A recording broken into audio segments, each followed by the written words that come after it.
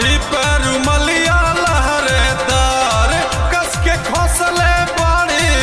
यही रे रुमालिया में 3 जना के रखले बाड़ी यही रे रुमालिया में 3 जना के रखले बाटी डिप्टी कमिश्नर तहसीलदार इन्हें रखले बाड़ी डिप्टी कमिश्नर तहसीलदार इन्हें रखले बाड़ी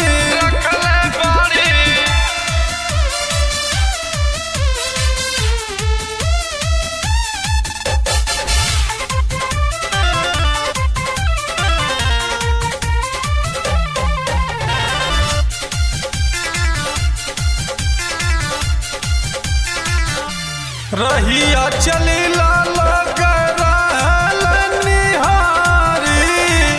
हो जला कमाल देली अचराऊ घारी रहिया चली लाल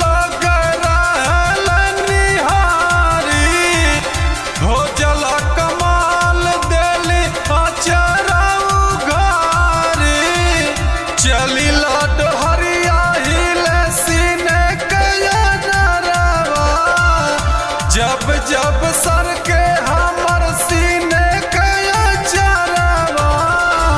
डिप्टी कमिश्नर तहसीलदार यही में खोसले बाड़ी डिप्टी कमिश्नर तहसीलदार यही में खोसले बाड़ी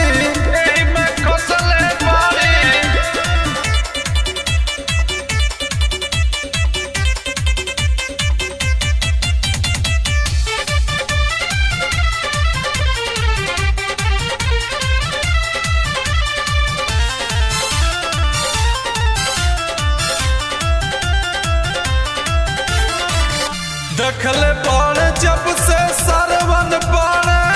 कुलाइल अपने ही मस्ती में उड़ल भुलाइल देखले बाण जब से सरवन बाण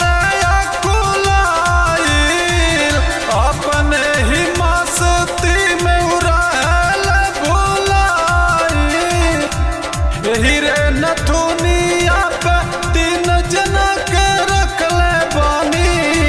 यही रे नथुनिया पे 3 जना के रखले बानी यशो कमिश्नर या प्रधान इन्हें रखले बानी यशो कमिश्नर या प्रधान इन्हें